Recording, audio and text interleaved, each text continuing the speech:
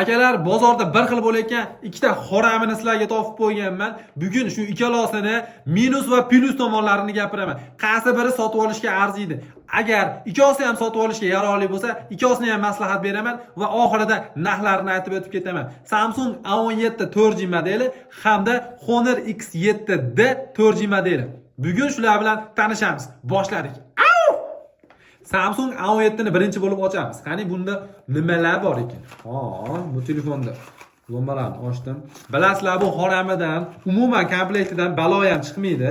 Komplektida mana 15 ming so'mlik kabel chiqadi xolos. Shunaqa bir itdan past bo'lib ketgan bu kompaniya va bitta bonusiga Nina ham qo'shib qo'yishdi. Ninani qaranglar, Ninani xoramidan bo'lgan. Plus. Xullas, telefonga keladigan bo'lsak, telefonni ochamiz. Go'shtni gazetasiga o'rab qo'yibdiman. Akalar, ahvolini qaranglar. Va paslar. Xullas kelam, mana shu telefon. Tomosha qilamiz. Telefonni qaranglar. Dizayn A26 bilan bir xil. Yangi chiqqan, lekin dizayn ustida umuman ishlashmayapti.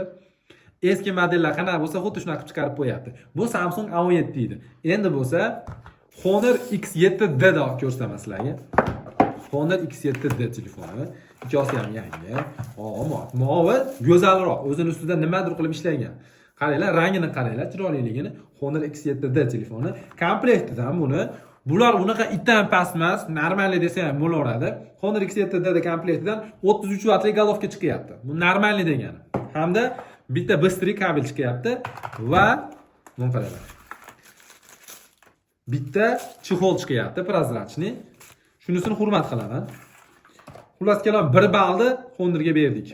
Va bitta Nina chiqadi bundan ham. Qani mana shu Ninasi. Shunaqa gaplar. Honor. Mana shu ikkala telefon. Xo'p, razmerlari pashti bir xil bo'lgan, ingichkaligi ham bir xil bo'lgan, narxlari ham pashti bozorda bir xil bo'layotgan, ozgina farq qiladi.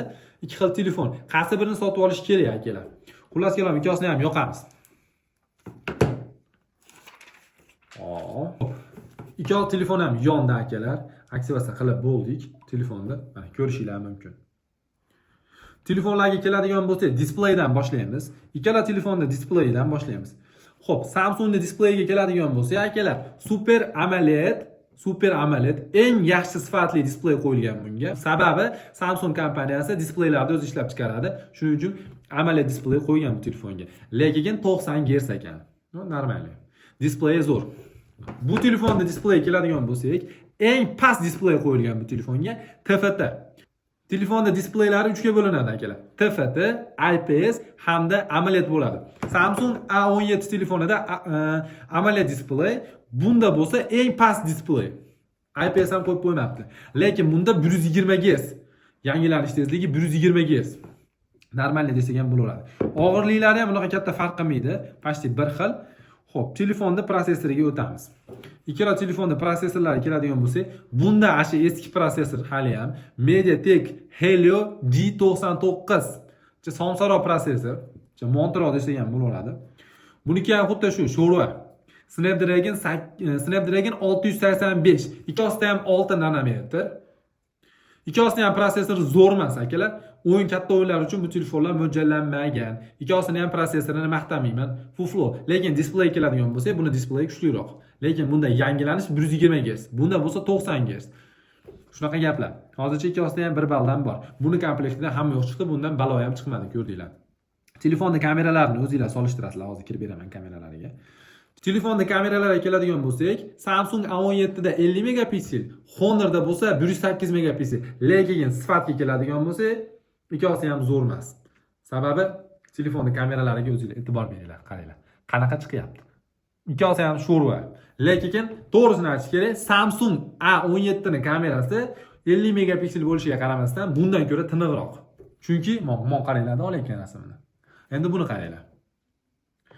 Ikkosi ham 4K formatda video bera olmaydi. Ikkosi ham shu HD 30 fps. HD 30 fps. Video formatda ham ko'rsataman, qaranglar. Ko'ryaptimi? Video formatda ham ikkosi ham somsa. Video uchun ham bu telefonlar maslahat berilmaydi. Xo'p, telefonning kameralarini gapirib bo'ldik. Honor telefoni, Honor X7C telefoni -20 gradusda ham ishlar ekan. Sovuqqa chidamli ekan. Bu unaqa emas. U o'zi qotib o'zini yo'qotib qo'yadi bu telefon. Telefonlarda batareyalarga keladigan bo'lsak, Samsung A17 da 5000 mAh batareyka. Normal. Lekin bu 25 vatli zaryadga qabul qiladi xolos. Honor X7D telefoniga keladigan bo'lsak, bu telefonda batareykasi 6,5 ming mAh. Nifiga себе. 6,5 ming mAh. Bu sho'rva emas bu, akalar, bu normalniy degani. Bemalol 2 kunga yetadi. Bundan ancha kuchli bo'lyapti. Hamda bu telefonda zaryad qabul qilishi 33 watt. Zo'r degani. Batareyka tomonlama sotib olsanglar, bu telefonda batareykasi kuchliroq, lekin Samsungda displey kuchliroq bo'ldi. Kameralari почти bir xil desa ham bo'laveradi. Ikkalasi ham sifatsiz.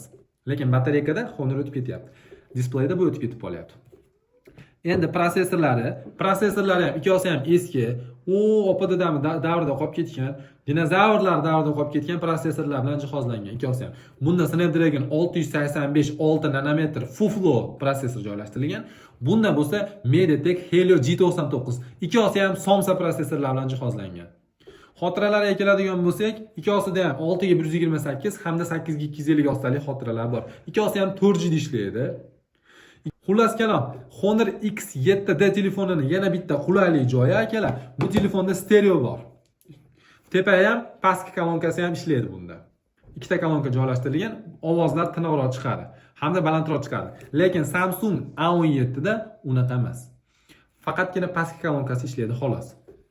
Xullas kalom, men ikkala telefonni ham xalq uchun maslahat bermayman. Sababi bularning narxida, bu telefonlarning narxida boshqa zo'r telefonlar bor, narxiga arziydi, har tomonlama kuchli. Misol uchun Tecno Spark 40 Pro Plus telefoni bor, ikkosidan ham zo'r. Va Redmi Note 14 telefoni bor. Narxlari bular bilan bir xil, даже ba'zi monondan ko'ra arzonroq, lekin Redmi Note 14 bulardan ancha sifatli va yaxshiroq bo'lib turibdi. Hozirgi kunda Honor X7D telefoni PUBG o'ynasanglar 45 FPS zo'rg'a ushlaydi. 45 FPS dan baland ushanmaydi. Samsung A17 telefoni bo'lsa, PUBG o'ynasanglar 60 FPS ushab beradi. Lekin bunda ham giroskop yo'q. Shunaqa gaplar akalar. Hozirgi kunda Honor X7D telefonining narxlari bozorda $160 sotilyapti. 6 ga 128 taligi.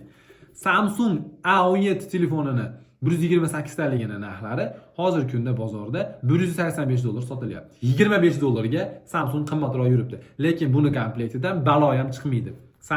Honor X7D telefonida bo'lsa, hamma yo'q chiqadi komplektidan. Tanlov o'zingizlardan. Kimga displey kuchliroq telefon kerak bo'lsa, Samsungga maslahat beramiz. Kimga batareykasi kuchliroq telefon kerak bo'lsa, Honorga maslahat beramiz. PUBG o'ynasanglar bu jiddiy o'tib ketib qoladi. Lekin ko'p jihatdan bir xil ikkalasi. Kimga full komplektli telefon kerak bo'lsa, Honorga maslahat beramiz. Kimga balo ham kerak bo'lmasa, komplektida Samsungga maslahat beramiz. Shunaqa gaplar. Sizlar bilan Mix Mobile YouTube kanali bo'ldi. Honor X7D hamda Samsung A17 telefonini obzor qildik. Shunaqa gaplar akalar. Sizlar bilan ko'rishguncha xayr, videoga like bosib, Samsung A17 yoki Honor X7D telefoni olmoqchi bo'lgan do'stinglarga bu videoni jo'natib qo'yinglar. Hammanglarni Mix Mobile kutamiz. Agarda sizga Samsung telefonlarini yangilari hamda ishlatilganlarini narxi qiziq bo'lsa, Mix Mobile Telegram kanaliga obuna bo'lib qo'yasizlar. Va bu yerda hamma telefonlarning narxlari bor. Hamda Honor telefonlarini yangilari va ishlatilganlarini narxi kerak bo'ladigan bo'lsa, Mix Mobile Telegram kanaliga ulanib qo'yasizlar. Bu kanalda hamma telefonlarda yangi va bushli telefonlarning narxlari bor. Agarda sizga PUBG uchun yoki kamera uchun telefonlar kerak bo'lsa ham, Mix Mobile Telegram kanaliga ulanib qo'yasizlar.